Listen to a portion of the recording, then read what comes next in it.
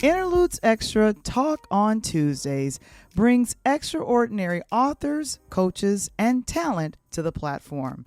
And we have our own Coach Tony Thompson to vouch for that. Hey, it's Coach Tony. What's up, Val, the voice? Yeah, I got a question for you. We're in the NBA Finals season. Yes. And I'm wondering, how is Miami able to keep pace with the Denver Nuggets, who are favorites to win this year's series? Well, Val, first of all, it's kind of strange because Miami, an 8th seed, right? No one expected that. And they got a lot of players that no one really knows. Remember back in the day, Val, we could talk about Chicago Bulls. You pretty much knew everybody on the roster. Everybody. Now, that's right. These teams are, you maybe know one or two players. If I say Jimmy Buckets, everybody know who that person is, so forth and so on.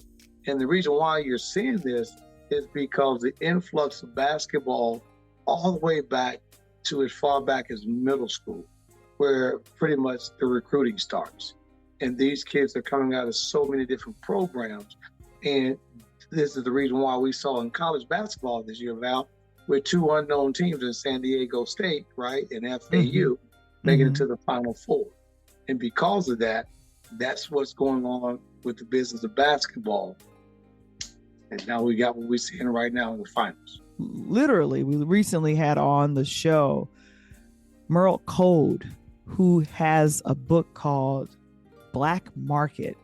And he talks about his travails as a consultant for working with some big industry leaders with shoe companies and otherwise, and unfortunately ended up doing a 5-month bid in federal prison. And I think the interview that he is about to do, that we're about to listen to, Black Market of basketball, was a little dangerous.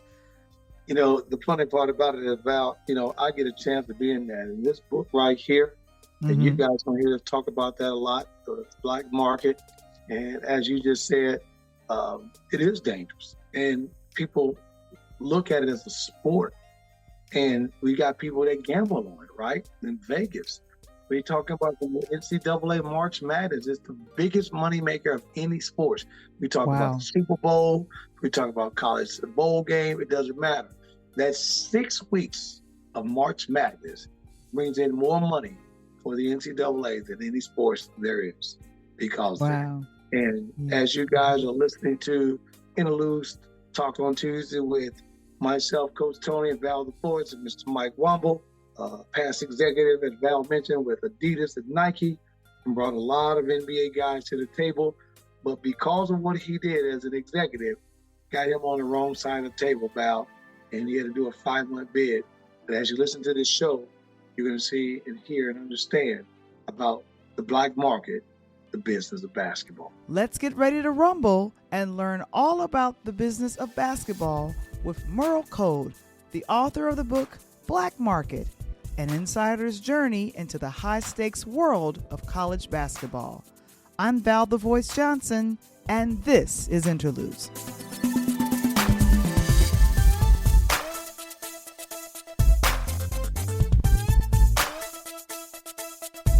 Interludes, a Peer Lighthouse production. This episode is brought to you by... Need help with wills, trusts, or protecting your LLC? Join Legal Shield today. Text the word legal to 347-652-0243 for more information. And now, all the way from the south side of Chicago, give it up for your host, Val the Voice Johnson.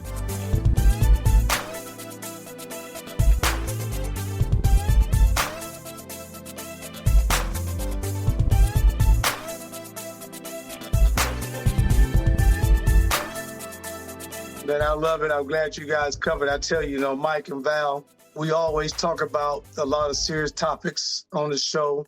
This gentleman, very good friend of mine, my guy, skilled veteran in the business of basketball. Relationship building is like none other than anyone I can think of. He's presently on the contract with Foursquare and HarperCollins for this book right here called The Black Market. We're going to talk about that. We'll get into that as well. But Mike and Val, this gentleman was responsible for the reconstruction of the Adidas gauntlet. We'll talk about that, which is the AAU circuit where all these kids are playing at. But more importantly, listen to this. As he was a executive and consultant with the two biggest shoe companies out there, Nike and Adidas, he accounted for players like Michael Redd, Tayshaun Prince, Andre Iguodala, Carmelo Anthony, Chris Bosh, Carlos Boozer with the Bulls, Mike, and none other than Chi-Town's finest and Anthony Davis, and that list can go on and on and on. But I just dropped you guys the meat. We're going to bring on my home guy, Mr. Merl Code. He going to give you the potatoes, baby. Welcome. Woohoo! All right. Merl, what's good? What's good? Sorry, Tony, how you doing, brother? Val, Man, I'm good tonight. How you doing tonight? Good. I'm good.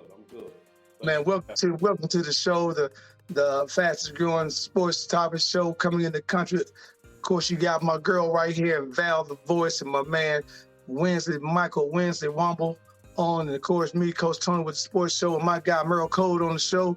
You know, we're gonna dive into some topics tonight, Merl, that a lot of the parents, a lot of us, you know, I'm glad to have you on tonight because we kind of walk that same path, you know, dealing with everything. You know, you are a South Carolina kid, coming up, family full of athletes, things like that. Let's kind of give the audience a little bit of your background. You're growing up, you know, your dad had an opportunity in South Carolina, was good enough to play at the University of Clemson and wasn't able to do that because of the time he grew up. So he chose to go to North Carolina A&T and start and become a professional.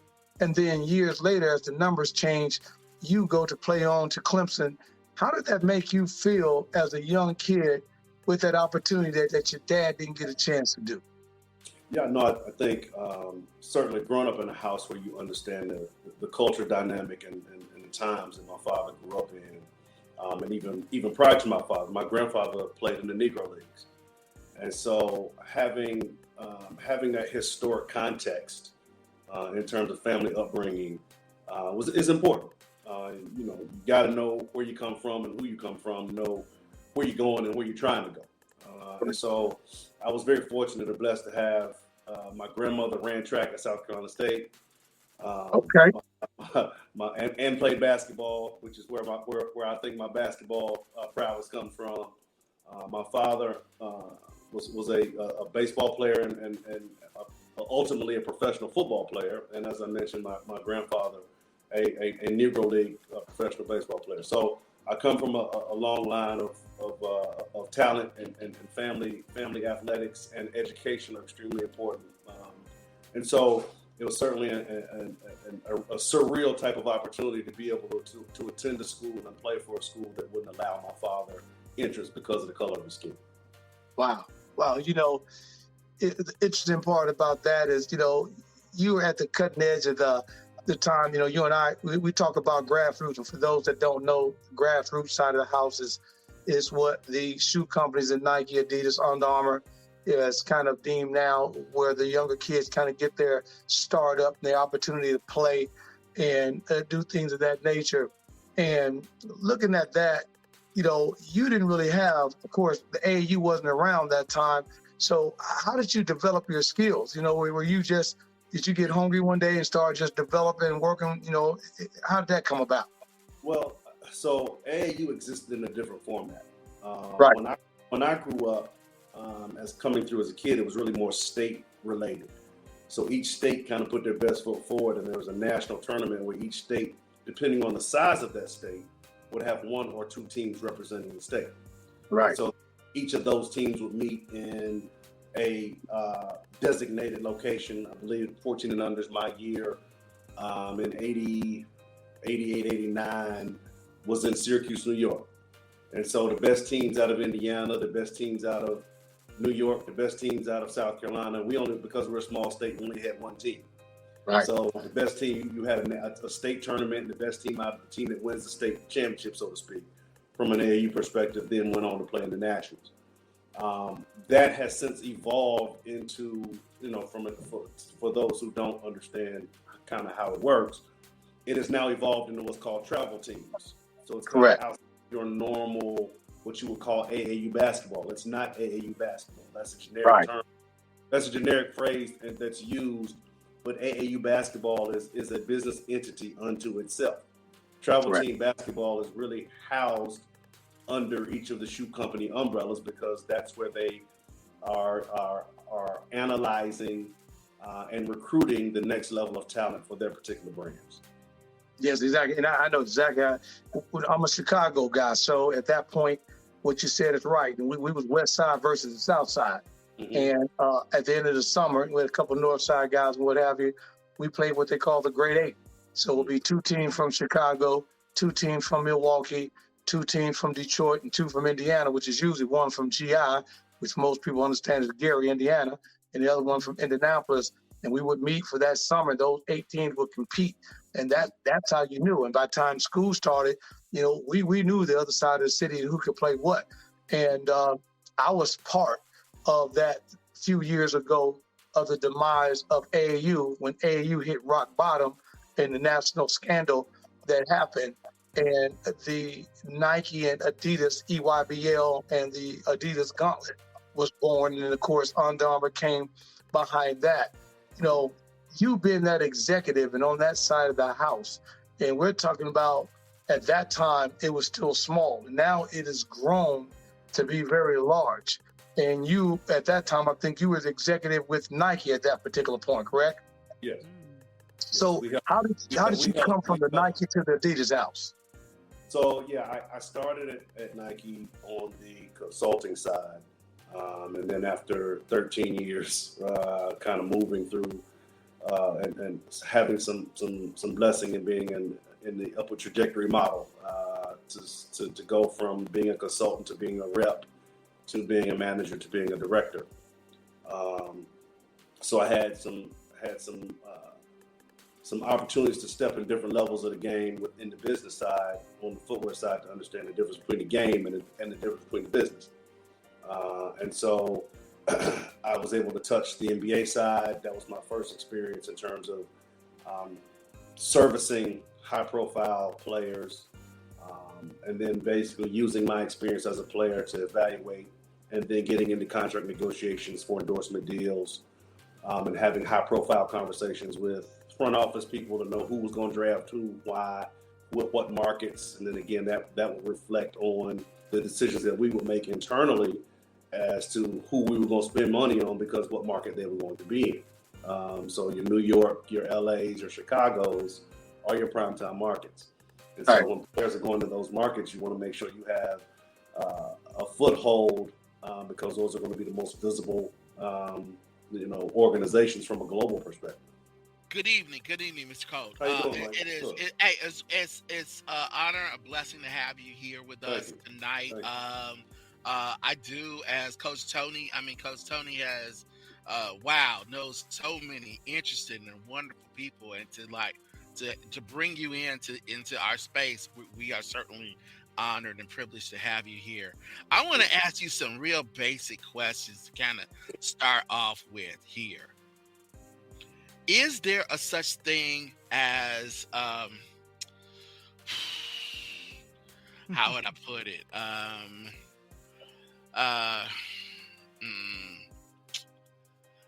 Amateur sports. Is there such thing as amateur basketball in America?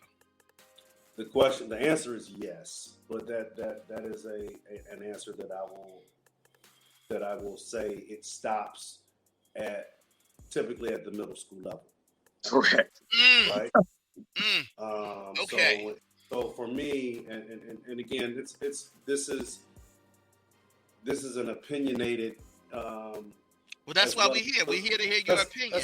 You are the author of the book. And I say that to say it's an opinionated discussion, right? Okay.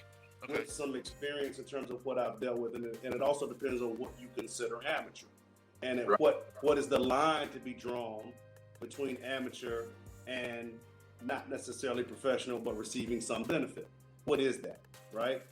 Because contextually, these kids that are at the college level are still considered amateur, even though they can sign $1 million NIL deals. Right. right? So what is really amateur?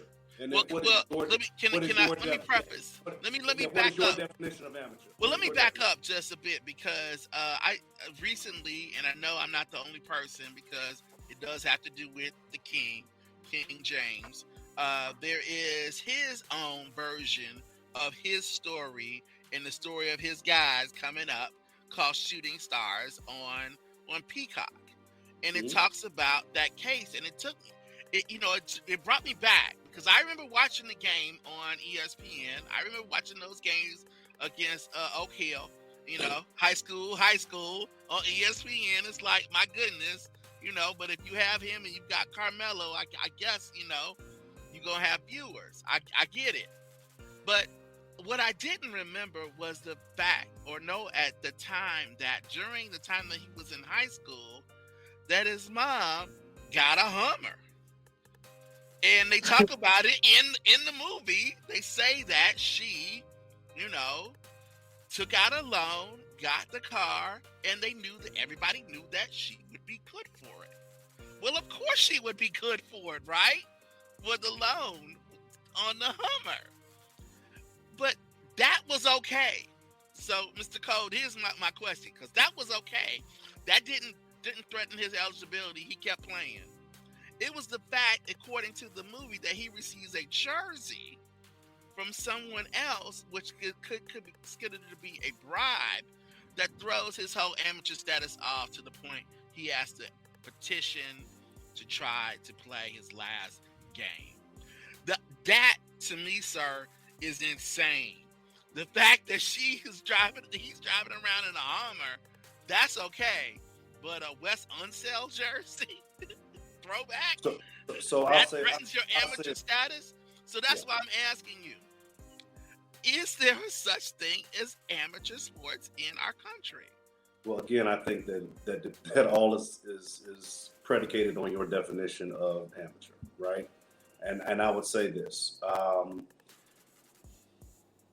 when there are folks looking to try to take you down, they're going to find more than one avenue to try to accomplish that mission. Right. And when you're a high-profile young black man, as LeBron was, a young black man who was cover Sports Illustrated, who's the next big thing, you got to understand the media's job is to create some kind of scandal. That's their job. Their job is headlines. Their job is to bring negative light to a young black man who's got a chance to earn monies. They get benefits. There are benefits to them in the media space. Correct. For the folks that don't look like us typically, to bring young black men to their knees, whether they be athletes, whether they be in the business world, young black men who have startups, are always facing some kind of inquiry because of there's an opportunity for them to surpass those that don't necessarily look like them, right? And so they couldn't get him with the Hummer, so the next thing was the jersey, right? And so had he gone to college, there would have been something else. But because he chose to not go to college, and because he was afforded the opportunity, because at that time the rules allowed him to leave straight from high school and go to college, right? Those inquiries ceased because they couldn't right to the NBA. Yes. Sure. So again, they were trying. They were unsuccessful because the people around him had covered the tracks enough to know, okay, mom's good on this side, the jerseys. And again, what people also have to realize is state high school rules aren't the same as the NCAA rules. Exactly. So because you do something at the high school level doesn't necessarily mean it's illegal at the college level. More things are illegal at the college level than are at the high school level. If that was the case, and I'll give you a real simple example. You all have nieces and nephews. If you gave them a birthday gift in high school, there's nothing wrong with that. If you give them a birthday gift in college, that could be seen as an impermissible benefit. Right. Which is ridiculous. But very much. They don't want the playing field level. And this NIL thing, luckily, because of what we've gone through, has changed the landscape of the business for these young black men and young black women. Exactly. So, Val, was you going to say something? Well, I appreciate the tenacity and real honesty of your book, Black Market, An Insider's Journey into the High Stakes of the World of College Basketball. It kind of disturbs me because I know these young men are someone's sons that are literally being used to make millions of dollars for the universities. I found out that one of the top tier college basketball coaches makes somewhere in the millions. So I'm trying to figure out, why is there such a strong black market around black boys playing basketball? Like, what is that? Like, and what inspired you to write this and educate the masses about the reason for writing this book, Black Market? What was your callus for writing it? So for those that, then I'll answer the latter part first and then go back to the first part of the question. It was a cathartic experience for me in terms of writing the book, because I had gone through the legal process. I was indicted for working for Adidas.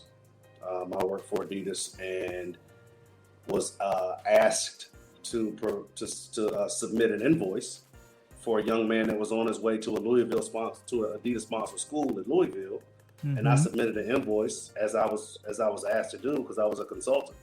At that time, I wasn't in the building. I wasn't an executive. I was not being paid or insured under the company umbrella. I submitted an invoice as I was asked, and then I had the feds knocking at my door saying I defrauded the University of Louisville. And so I then go through the trial process and not allowed to show the $160 million relationship between Adidas and Louisville, not allowed to show the $190 million relationship between Adidas and Kansas, not allowed to show the $100 million relationship between Miami and Adidas, not allowed to show the $80 million relationship between NC State and Adidas. And I'm being charged with defrauding the same folks that we got hundreds of millions of dollars in relationships, and I'm a consultant. I don't make these decisions. These are decisions that run up the flagpole. And so what ultimately happened was I became the scapegoat from a corporate standpoint and end up doing 5.5 months in federal prison for something that I didn't do. And so that was the rationale and the reason for writing the book, was because I wanted the world to know this is how this business works. Right. And no matter what you do to me, I'm gonna speak the truth. It doesn't matter what you do to me. I've built enough relationships in this business. I'm gonna be okay. What I'm not gonna do is not have the public and the folks that look like me and the communities of kids that are coming behind me and parents to be educated and understand how these young men are exploited and how they need to understand their value and what they need to be aware of as it relates to the business of basketball. I want to get specific in what you said, because so that people can really understand the question that Val asked and the way that you answered it, because I know you answered it very specifically. You said that you were not able to enter that into the trial, so you were specifically blocked from showing that as evidence. Was that the case? So any and everything. So what you, again, and it gets back to more than basketball, right? It gets back to being a black man in America and how the justice system treats us when the truth doesn't matter, because the truth doesn't matter as it relates to us. And so that was a lesson. And again, it was hard for me because my father's a lawyer. My father's a judge, right? And I come from a house where the law mattered. And this was not breaking the law. There were laws and white men who've gone to court and had it thrown out. But when I go, I'm not only indicted, I'm convicted. And it's not thrown, right? But the evidence that you had, that you said that you weren't able to use. There was nothing prevalent in our case as it related to the evidence that we had that was allowed into the courtroom. Nothing. And there's nothing that it was surprising either. I mean, people know that these universities have these relationships with shoe companies. Listen, you weren't revealing something that was unknown, correct? Mike, listen, when I tell you, I have video, I have audio, because the FBI was wiretapping us. I have phone calls with coaches saying, and if you read the book, I have transcribed the phone calls in the book. Right. Hey man, what does it take for us to get this kid? We'll do whatever we got to do. Hey, we got 3 top 50 kids in the past year or two. Thank you for the relationship. None of that's allowed in the courtroom. None of it. Because when you find out money talks and your skin color is the one that's going to walk. Right, and that's the case. And Val got a little ahead of us real quick, because I was going to bring that in a minute, because I was going to pull all that together. So she got that question out. What I wanted to go back real quick, because I know you answered that and you were going to go back to tie this in. Because I was going to bring that question that Val asked a little later on, because I really want the people that's listening tonight to really understand how this is going, because I've got kids, I got people on the night just looking at this thing, through the eyes of coaches, recruiters, and shoe companies. And go back a little bit, the most recent situation when we talked about the NIL was none other than Nashville's own James Wiseman that went to play for Penn. Sure. And the situation that happened there. And he wasn't able to give a penny no more than a handful of games, because it revealed that the house came up and so forth and so on. So when you look at situations like Bronny, who is worth $12 million right now, right, on NIL, and you look at today's news with Zach Edey going back to Purdue, right, and you look at, Oliver Nemois, who just decommitted or just transferred out of UT today. And here's the key part about that. He's now down to West Virginia and Baylor. And West Virginia makes a statement today, and I quote, it says, West Virginia University Athletics state that today they received a possible commitment from Oliver Nemois because we can find compensation for foreign ball players at the University of West Virginia that other schools cannot. So my question on that, how can they do that, Merl, and make this okay? Because now you just did 5.5, 6 months of telling the truth, right? We're talking, and by the way, guys, that's listening to the show tonight, if you're not subscribing, make sure you subscribe. But we talked to my guy, Merl Code, with the Black Market, and he's done this possible 6 months. We're talking about pre-pandemic. Now, post-pandemic, when you get out, we got NIL. Insane. So it was going on before NIL was allowed. And what happened was a spotlight. So they lost 2 cases. NCAA lost cases in LA. I believe his name was Sean Austin. Football player from West Virginia, actually University of West Virginia, I believe. Correct. And he brought a case against the NCAA, and they lost. The NCAA lost the case. Our case brought visibility and spotlight to the exploitation of these athletes. And again, there was pressure on them to do something. And again, does NIL solve the problem? It does not. It's a Band-Aid over a bullet wound. Right. But it does allow some of these young men and young women to earn monies outside of the school from a marketing perspective. My problem with that is, to Val's earlier point, is these schools are billion-dollar entities, and these young men and young women who aren't or superstars aren't receiving NIL monies. Right. But they're just as committed and giving their all and giving you their blood, sweat, and tears in their bodies, and they don't get the same opportunities because they're not the face of those programs. These schools should be doing something. Again, it could be something small as each year you complete a season and you are in good academic standing, they got to put $25,000 in your account. Correct. So that when you leave school, you got a head start on life because you've given them millions and millions of dollars of benefit. And so right now, the NIL again is not an end all be all. It is not the answer. It is a good step. Okay, great. I have a question from the audience. This is Mark Lee, who's one of the folks that is one of our frequent flyers. He asked you your thought about transfer portals, Mhm. and then is there enough minority agents in play? What do you say to that? So I'll start with the agent question in first. There are a number of minority agents. The problem is keeping them certified. Correct. Playing the Wow. game, playing the Mhm. game, right? So what happens is there's a test that has to be taken, and then there's a Yeah. there's a fee. There's a fee that's associated with these agents on an annual basis. And I don't know the exact number, so forgive me for speaking a little bit out of school with the numbers. But let's just say the numbers are $2,500 a year, right? To maintain your status. Well, that's not really the issue. What happens to these smaller agencies and young minorities in the business, as a mom and pop shop, they get run out of business. Let me tell you why. Wow. But your larger agencies waive the fees on rookie contracts. Correct. Your CAAs. So your larger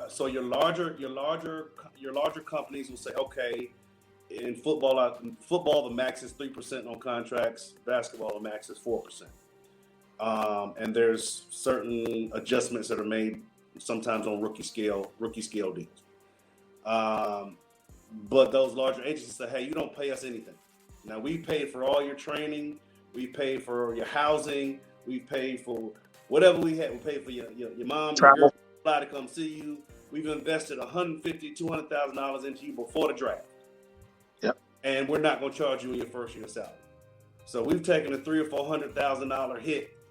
Well, no startup company is going to be able to withstand that kind of hit.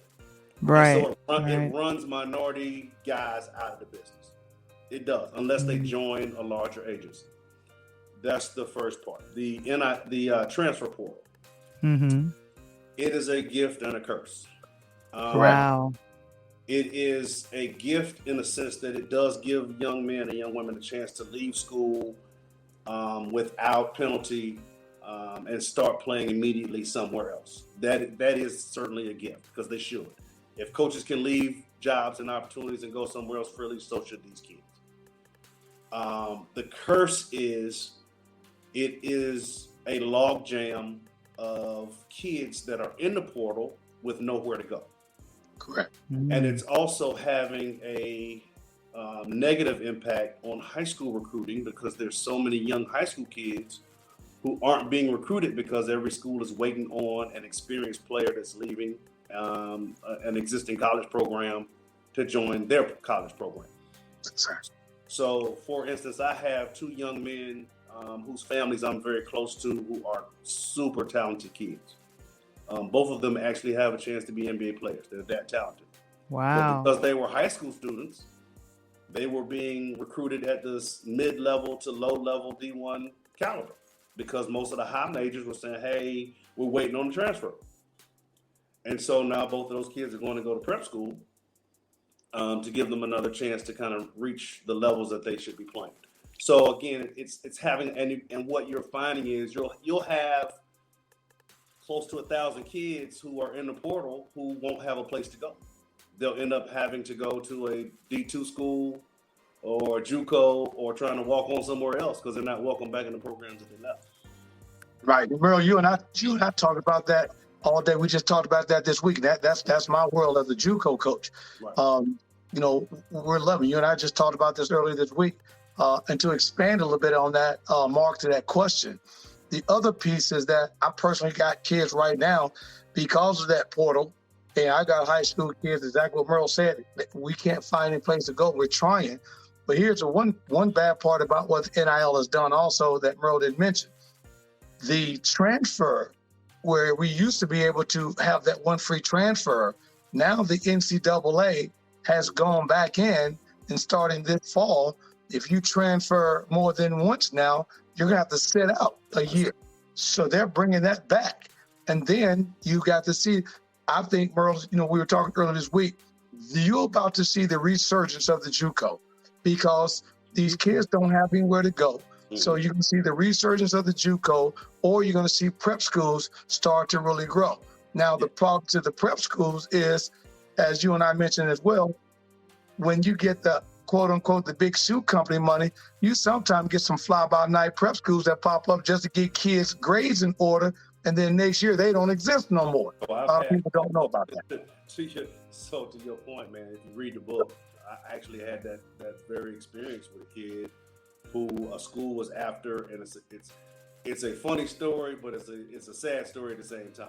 Like a kid, and this school was willing to pay, and I don't even know how this happens, but the kid was going to a prep school.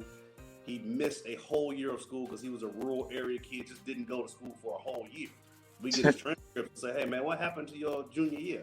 I didn't go. What you mean you didn't go? I didn't feel like going. Wow. You didn't feel like going, and nobody called DSS. Nobody said anything. No, because he pushed our kids through the system, right? Just to get them out. Well, he can't get into college because he's only got 3 years of high school credits. So this particular school calls somebody and puts him at this school. This boy gets a whole year's worth of classes in 3 months. And he's eligible to go to this Division I school. So Mr. Code, I want to just kind of reset. We're talking to Merl Code, author of Black Market, an insider's journey into the high-stakes world of college basketball. It's a book. It's available to you. If you're not familiar with it, you should check it out. We have the pleasure of talking to Mr. Code now. One of the stories I wanted to get you to tell us a little bit about has to do with a guy that if you've watched any high-level college basketball over the last 10 years and any pro, when he hasn't been hurt, he's been a force in the NBA, and that's Zion Williamson. Can you tell us a little bit about your interaction with Zion Williamson and kind of his story? Now, that was a crazy story, by the way, Merl. You know that. But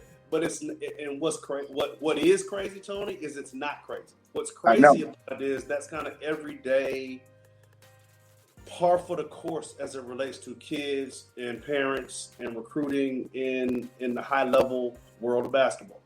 Right. And it's no different in the high level world of football. And he was one of the highest level ranking high school players, and there was a lot of question about where was he going to go. Was he going to go to Clemson? Was he going to go to Duke? South Carolina. South Carolina. So what happened? What happened with Zion? No, so again, I met Zion actually on one of his recruiting visits at Clemson because I played there. I had a relationship with the staff. And from time to time, they would invite, my wife and I or some buddies of mine over for a football game just to kind of go hang out. And so we would do that on occasion.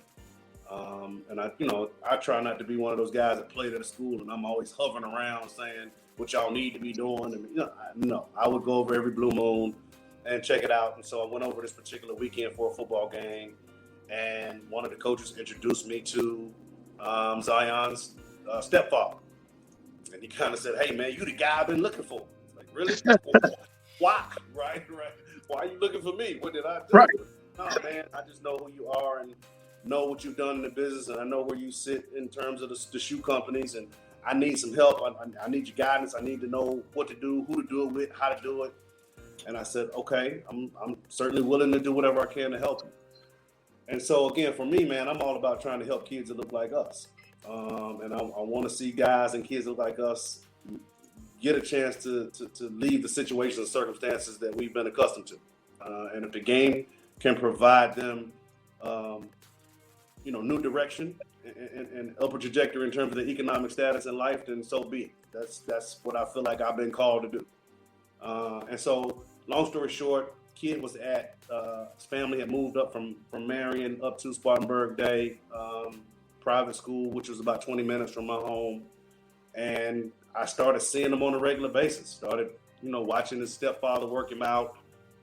We go grab lunch, lunch or dinner at the buffets around just to grab something to eat. He's a smart kid, nice kid. Mom, Sharonda, was in school. She was working at Northwood Middle. Lee was kind of, working odd jobs kind of here and there, but they were just kind of getting by.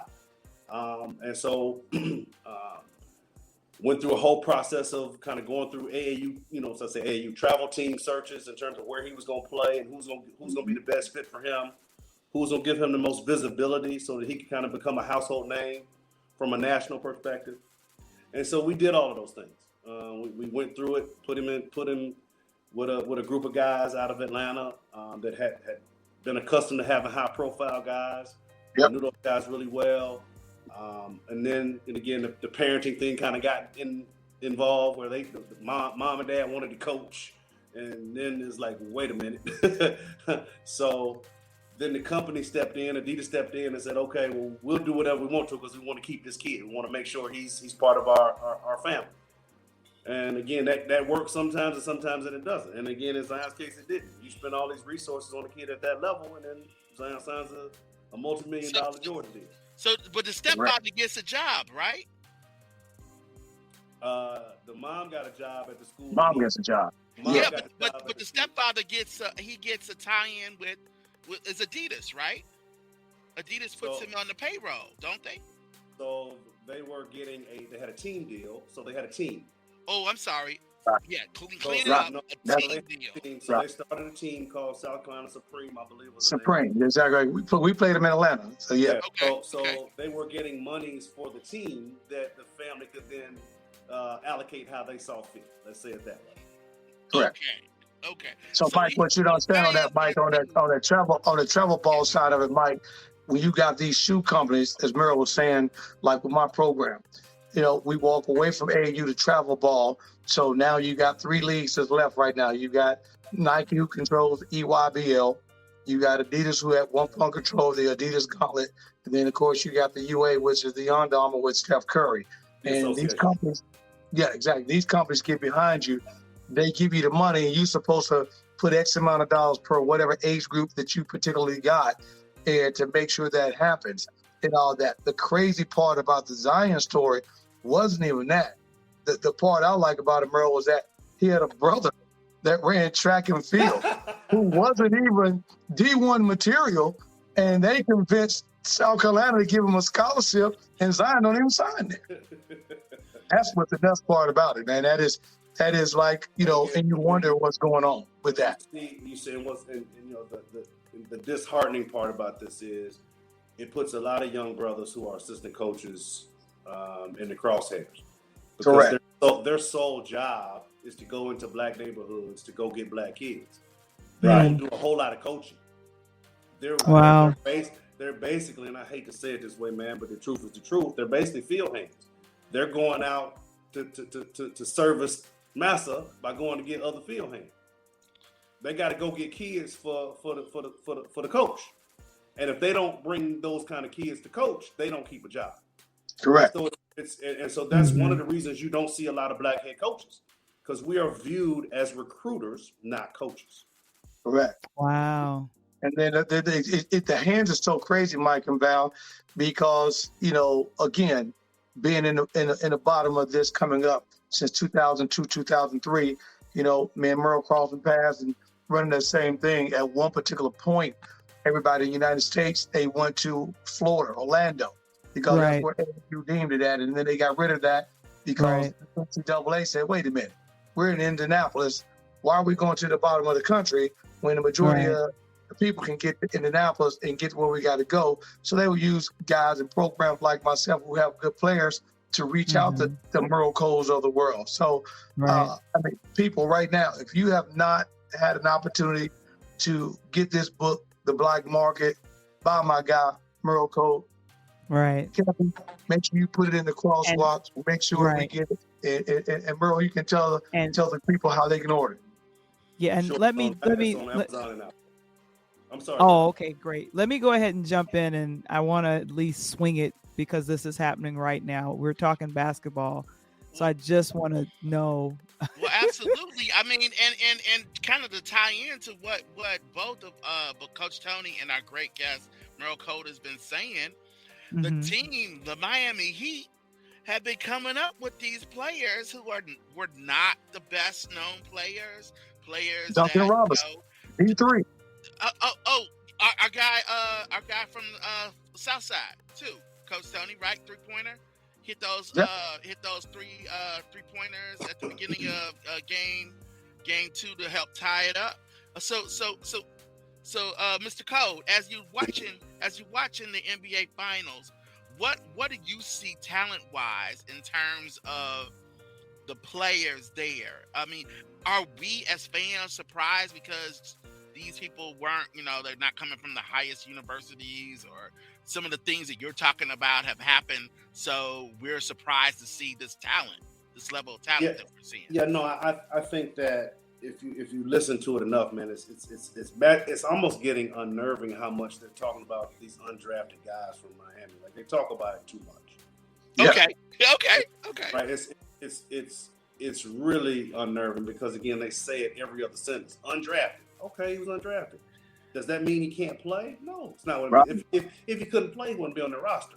If he couldn't play, he wouldn't be starting for an NBA team. If he couldn't play, he wouldn't be scoring 19, 20 points in an NBA Finals. Like, stop it. The kid can play, period. And so drafting players is an inexact science, right? It's your best guess based on some facts and some metrics that you'll get it right, and this guy will be able to help your organization. Right. A lot of teams don't get it right. That happens. Guys fall through the cracks, and there's so many guys that can play that don't necessarily get an opportunity to play at the NBA level. Correct. These guys were the fortunate few, right, that did get an opportunity. But there's so many more guys who could do the same things these guys are doing if given the opportunity. There's a ton of good basketball players around. I am not surprised. I'm happy for those dudes that they've made a mark for themselves. They're in a system that fits their abilities. You have to give Spoelstra a lot of credit for how he's positioned these guys and what they run and the players they surrounded themselves with. So no, I'm not surprised. I think the general public is surprised. But when you watch basketball, as Tony and I do every day, you see a bunch of dudes that can absolutely go, and guys that are in Europe that can go, or in Russia that can go, or playing in South America they can go. These dudes can go. They can play. They just haven't been necessarily afforded the same opportunities that some of these other guys have. So, no, I'm not surprised that they're having successes. The finals are interesting because it's a clash of styles. And so whose style is going to win out is still, yet to be determined. But it's interesting and it's fun to watch because guys that can make plays and shoot the basketball the way Miami does, man, you gotta cheer for guys that play that way. Right. They do all that stuff like that. Especially, I do. And me and Mike go back and forth, bro, because I told him a month ago that Denver was going to win this all. I told him that. I already told him. So, but we go, and I got it. Mike, I'm gonna tell you, I've already won 2 dinner bets because I told him Denver was gonna be in the finals. They was like, ain't no way, and I was like, okay. There you go. I told you. I didn't deny that. That I wouldn't deny. But are they gonna win the finals? No. Oh, they're gonna win this final. They're gonna win this final. But listen, I appreciate and the last comment I'm gonna make on that, Merl, that you said, and Mike, you were correct, and that is, Duncan Robinson, a Division III kid, right, that transfers, gets to the University of Michigan, and you would not think a D3 kid come to the University of Michigan and start over these Power 5 kids, right? Then he's the one out of that entire bench that goes pro. So, and then he goes to Miami, and he's contributing. He's not just on the team, but he's on the floor. So, that's the stuff like that. But what we're learning, and you'll learn it if you read Black Market, An Insider's Journey, The High Stakes World of College Basketball by Merl Code, you'll learn that these players, some of these are the cream of the crop players, but there's so many other players out there that have talent, that have skills. And because we have narrowed it down to say that this is how you do it, and this is how you get in, and this is the path inside, we're missing out on these people. Now, once that widens, I think that's what we're beginning to see, right?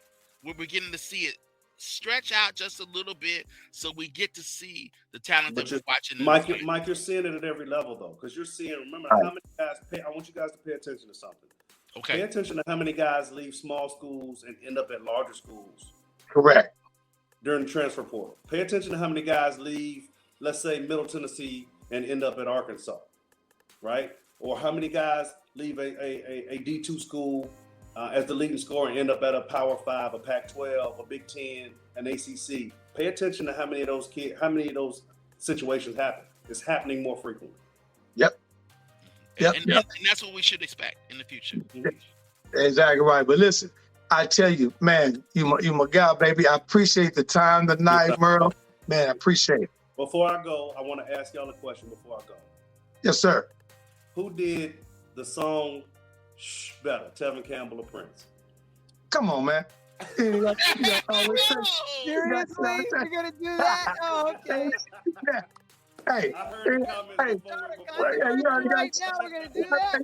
We're going to do that? Wasn't that an exciting time listening to Merl? Thank you so very much always, Coach, for bringing such a great guest to the platform. And you know what I have to say? You have been one of the outstanding hosts with sports, bringing some phenomenal guests. But I am excited to announce, we're excited to announce that you have something coming in August. What's happening in August, Coach? Well, Val, it's been great. First of all, working on your platform, and I just want to build the ship. We're family here, and and seeing that, the show that you got, and Mike on Womble on Wednesdays, I want to continue to grow the Pure Light logo and interludes, and I am be launching the Pull Up podcast. Like basketball, we're going to pull up, and we're going to talk about everything. We're going to talk about 4 quarters of business, 4 quarters of fun. And if you got something to add on the show, pull up on me in the 4th quarter. We're going to see what you're talking about. It's going to be fun, exciting. We're going to have various type of guests, and and we're going to bring you stuff like we're going to talk about tonight with Merl Code. Guests like that. That's going to be substance to what we talk about. So coming in August, Coach Tony now has his own platform called the Pull Up Podcast, 4 quarters or 1 hour of some of the best in sports podcasting. I'm Val the Voice Johnson, and this is another edition of Interludes. To watch the entire interview featuring Merl Code, the author of Black Market, please visit our Interludes YouTube channel.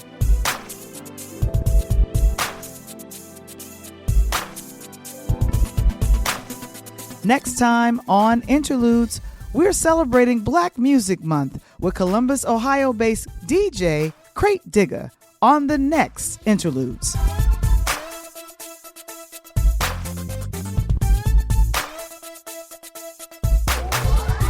Have you seen it? It's entertainment reviews, fabulous interviews, and sports you can use. Interludes Extra presents Talk on Tuesdays. Join us every Tuesday at 8 p.m. Central, 9 p.m. Eastern, live in the chat.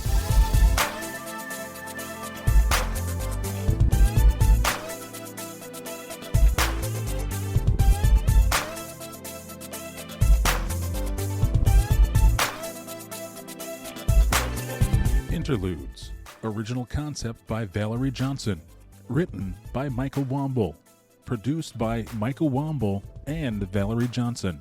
Original intro and outro music produced by Kendall Nesbitt. Interludes. A Peer Lighthouse production. This episode is brought to you by... Need help with wills, trust, or protecting your LLC? Join Legal Shield today.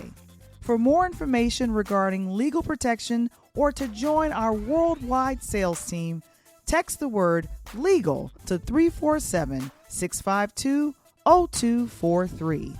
To subscribe to our YouTube channel or join Interludes Facebook group, visit the website linktree/Peer Light Media.